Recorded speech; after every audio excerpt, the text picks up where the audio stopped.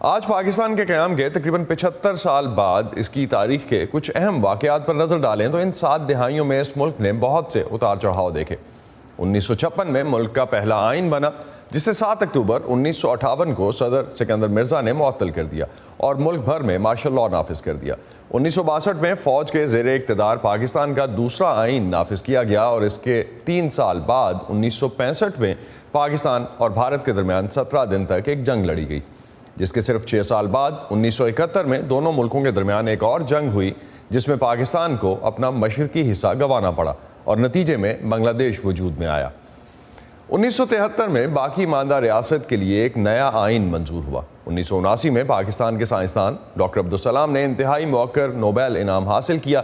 ایک طویل عرصے بعد 2014 میں پاکستان کی ملالہ یوسفزئی نے ملک کی تاریخ کا دوسرا نوبیل انعام اپنے نام کیا۔ 1988 میں مسلم ممالک میں پہلی بار ایک خاتون بینظیر بھٹو نے پاکستان کی وزیر اعظم کا عہدہ سنبھالا۔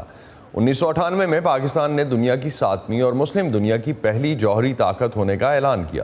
پاکستان کی سیاسی تاریخ پر نظر ڈالیں تو ملک نے 3 دہائیوں سے زیادہ عرصہ براہ راست 4 فوجی آمروں کی حکمرانی میں گزارا، جبکہ 22 وزرائے اعظم میں سے آج تک کوئی بھی 4 سال سے زیادہ حکومت نہیں کر سکا۔